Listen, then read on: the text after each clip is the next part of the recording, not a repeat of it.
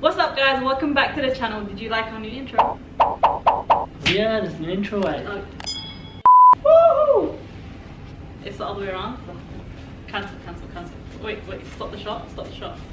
So obviously we always get questions on our channel about, you know, all things related to Yemen and all things related to us as a couple, as a, you know, a thing. We're a thing? Right, apparently. Oh wow. Even though you're not wearing a ring. I'm not even wearing a ring. Exactly.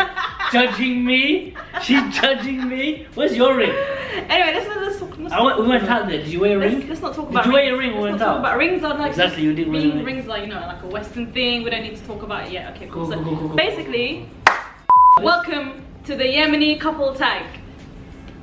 Wait. Okay, Dig in. Arms up. Where were you born? Ooh, hard question. What do you mean half question?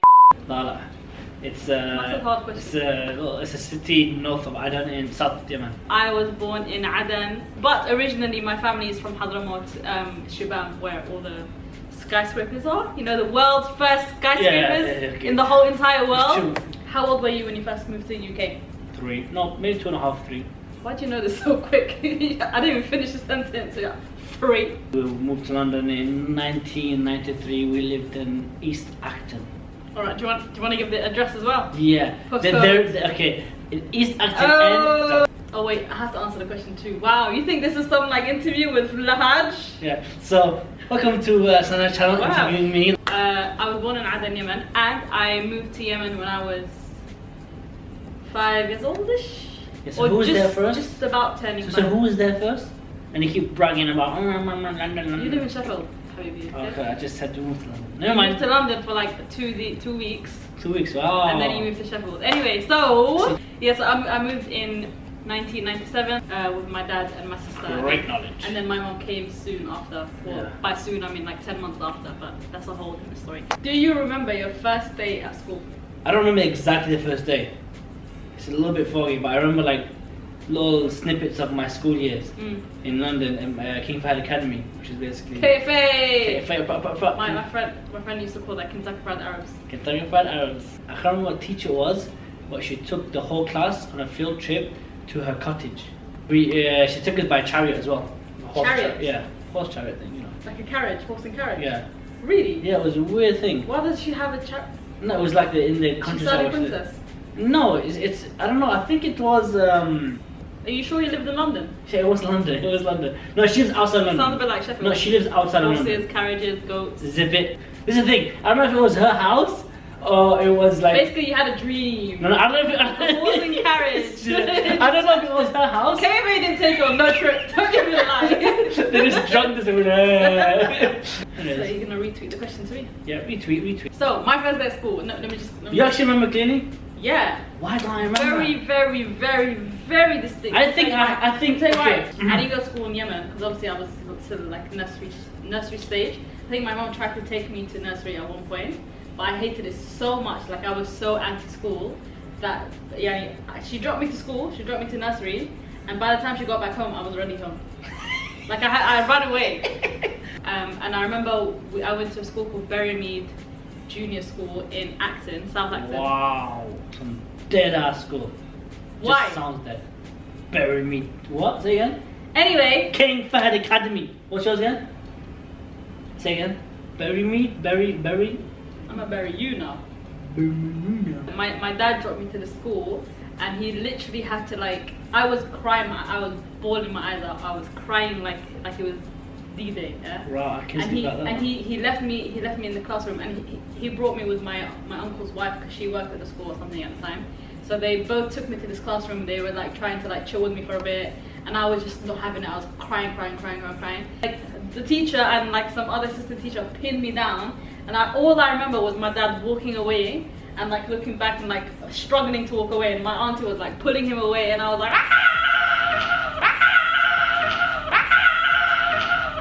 I was traumatized. How good is your Arabic? I think it's fantastic. Everybody knows. Yeah, on a scale of 1 to 10. Okay. 10 being amazing. 10 being amazing. I would say 3 or 4. I'll be honest. Okay. I thought you were gonna guess yourself, but I agree with that. Yeah, 3 or 4. You are shit. the word is in my head in Arabic how to respond, but I can't say, you know what I mean? It's like, Yeah, I know so what to there's say. no connection between... No, you just make it sound like there's a faulty wire. There is. It's like, Yeah, so I don't like you don't things, yeah. process it Yeah. quick enough. But I can, when I'm reading and writing, I can do it, but it'll take me a bit longer. And then there's no You point. can write Arabic? Yeah, I can write Arabic. For real? You know I can write You Arabic. can write Arabic? Wow. We're gonna need to test this. Okay, this is a challenge. Do the alphabet. Go. Moving on. No, go. No. I can't do it. You can't do it? Yeah. You do then. Okay. Just as a disclaimer, I'm very, very, very good at Arabic. I can read. I can Out write. of 1 to 10? 10. Okay, fine, 9. I can read. I can write. Wow. Wait, it depends. Are we talking about speaking, or are we talking about writing, or are we talking about? I don't know. You asked me the question. I would say speaking is 7, but I can be a lot better. I'm just not confident enough to speak in Arabic. That's the truth, yeah. In reading and writing, I would say I'm. Okay, if you're saying speaking, I would say 6. Why laughing? Alphabet.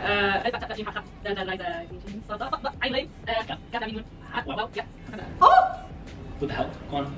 well done. I'm better than him in Arabic, but he knows the alphabet. It makes no Together sense. we rule the world. Did you think you would marry a Yemeni? And No. or did you want to? I plead the 5th.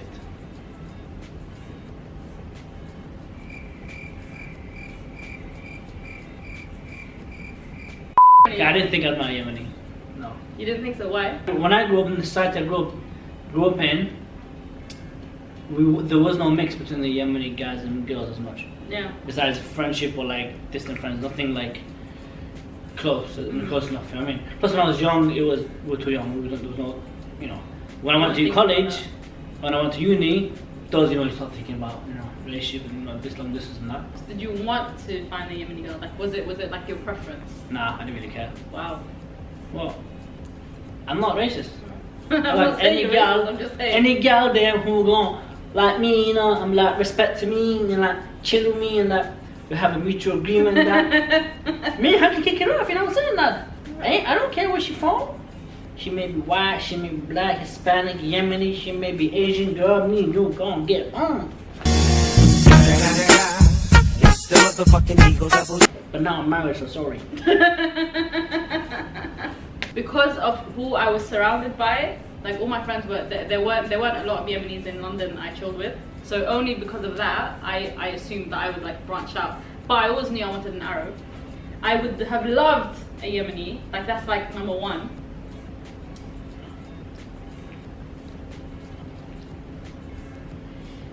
What did your parents think about us meeting online? Nothing.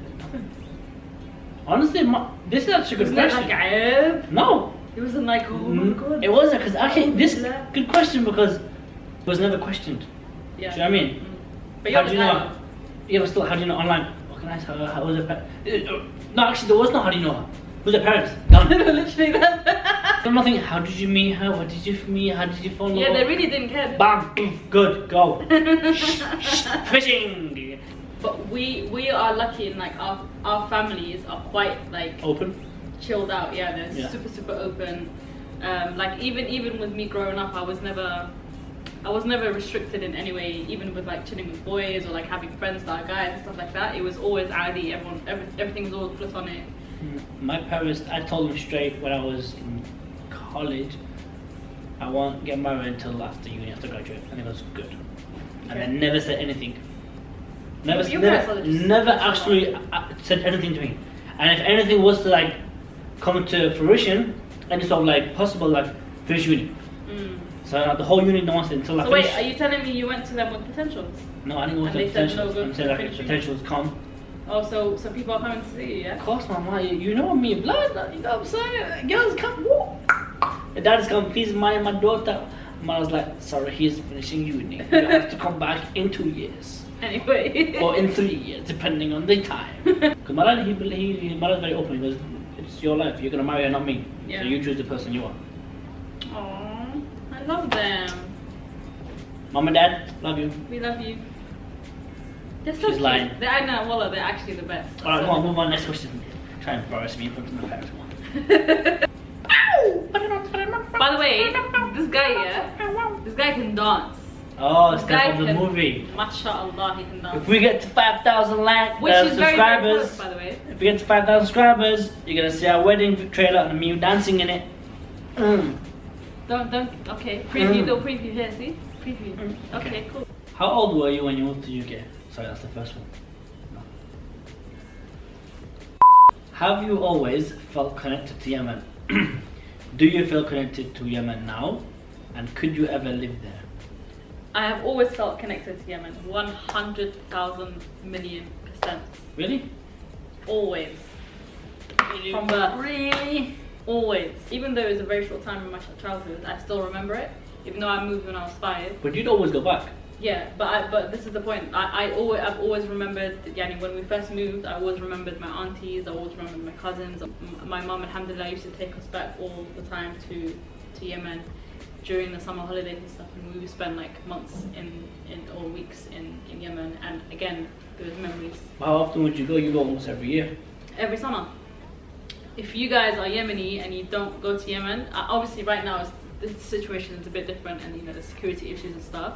But like once it all passes, it's so important to go back to your home country and to like mingle with the people, like the locals. Like I know we all think we're Yemeni, and we are, but you need to mingle with like Yemenis in Yemen to like get the real like rich cultural experience, and also to like to like understand your roots, understand your culture, understand like where you came from, where your parents came from, to understand their story, so that you can understand your own story. And I think that's so important, because like a tree can't stand if it doesn't have roots. And I think that's what And it's all about. do you still feel connected now? 100%. More Well, than ever. I mean, We went last year in February. February, March, and we vlogged it also. If you guys want to go back and watch, just click on the link in the in the description. link in the description below. Would you ever live there? That's the money maker. No. And I know that like trumps everything I just said. Yeah. I love Yemen with all my heart. Like it's my life and soul. I genuinely breathe and live Yemen, and I have so much to thank for in that country and because of that country. But I could never live there, purely based on like the situation as it is right now. Like even before the war, I probably wouldn't have lived there, only because it's so like it has a long way to go. I was felt connected. Be honest. Honestly, no. I knew it. I knew it. No, wait. Let me finish. I don't remember anything when I was a kid in Yemen. I don't have my first memories were UK when I was in London. Yeah. So to me, that's home. The first time I went back to London was 2005. Sorry, To Yemen. To Yemen. We had already moved to London, moved to Sheffield, lived in Sheffield. I was 15 when I went back. I loved it. It was amazing. We stayed there for 2 months, or a month and a half. And I liked the Yemeni mums can't ever just go for like a week or 2 weeks like a normal holiday. They're like, nope, we're moving. One there. week for my auntie, one week for my brother, Literally. 1 week for my granddad, 1 week for this family, 1 week for them, and then 1 week for shopping. It's so true. It's like that. I was like, Mom, do all in a week. No. So you only went back twice after you moved? Yeah. So it was 2005, 2009, 2019. So there's a 10-year gap between them. Why didn't you feel I didn't feel connected because I didn't. It's looking back now, it's quite sad, but I never speak to much family from Yemen. My mom was always on the phone. Come speak to your auntie, and I'll run away. I didn't know them. To me, I didn't know them, so I would not speak. Do you regret that? Yeah, because then when I went to Yemen, I didn't know who's who. But I went back in 2019 and I got to know them all. Do you feel like your 2019 trip was different to the? Hell yeah. In what way? Other than I was. Yeah, it was different. Well, no, it was different because I was the first time without my parents. I was 29 years old. Were you nervous when you went? Yeah, definitely. Because I didn't know what I was going to do. Okay, I knew. I was just like, we're going to Yemen. I was like, yeah, I don't care what you say. Drag me along, worse than my parents, come on. He wasn't even leaving my family. He was like, let's go see your cousins. Let's just. Like, he didn't want to leave my cousin's house, which is amazing to me because that's I like them. My love Yeah, I like is them. that house. And we went back to Dala, which is also in the video. Went to the mountains. So my aunties and my granddads and everything, my uncle and my cousin who passed away. God rest his soul, alhamdulillah. Yeah. So it was good to see them. Alhamdulillah, saw them just before everything happened. So thankful for that. I got the opportunity to see them, basically say goodbye almost. Now that you've gone there last year, do you Okay. feel more connected to it? Like, do you feel like... Yes, I feel more connected to it because I really enjoyed it this time. Because I did, like I said, when I'd go there with the parents, we'd do something based on, you know. Their agenda. Exactly. Yeah. This time I was 29, do my own stuff. Married man. Married man, got a woman with me, do my own stuff. I enjoyed it more because I felt free. I could do everything. We went out almost every day. And then also, as you're older, you're open to speaking with more of your family. Yeah. You're not shy, so I understood what their struggle was and how they live and everything, and I loved them for it and everything. And they loved me for coming to see them. It was amazing. So I really liked I'm glad we went. 2019. I'm really happy I went. What was the question? And that's the point. That's the point of visiting. Like, that's why I always encourage people, visit your homeland, whether it's Yemen or wherever the hell you're from. Nigeria, Zimbabwe. Visit your homeland. Honestly, when you meet people that are exactly like you, they're the same, like flesh and blood, the same color as you. They're the same language as you. Everything about them is you, and you are reflected in every person that you see on the road, even if it's a stranger. It's fun. It gives you some sort of like understanding. Pride. Yeah. Everyone's living in the moment. Nobody had this sort of like Hollywood look to them, you know, where it's like over the top, and it was simple life. Everyone. Do you know what I mean? Does that make sense? I'm actually getting really emotional talking about it right now. I was gonna cry on camera. Wallah. He wants the 1 million views. Oh wow! I'm joking. Could you ever live in Yemen? We were there, and I liked it so much in February. We spoke about staying there. We really did. Not that I think. I was like, because my uncle, my cousin, like, just stay. I'm like, it's so fun. We're just chilling. We could do it. Like, we could generally do it. We but could. I think it was the holiday vibe. We were there on vacation. It felt like, yeah, this is great. Let's just stay forever. I think we can only live there if we have enough money to be safe. We don't have to work there. It could be like a safe kind of living. Sounds dodgy. I know. Talk about it later. Man, well, I didn't expect to get emotional. Do you want to cry on camera? Shall I bring it in and let you cry on camera? We miss you, young man.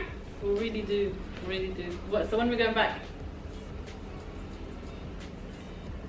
So thanks for watching, guys. I hope this was informative as well as entertaining. And if you have extra questions about Yemen or generally living outside of Yemen, if you're Yemeni, or if you're not Yemeni and you want to ask about Yemen to Yemenis, so much Yemen. a lot of Yemen in that sentence. And leave us them Yemeni flags down below if you are from Yemen. And love hearts. Thank you for watching. Bye. Bye, guys. Just wave. Yeah. Just give it a minute. Just give it a minute. Bye, goes. No, I'm not waiting that long. Sorry. Just do it more.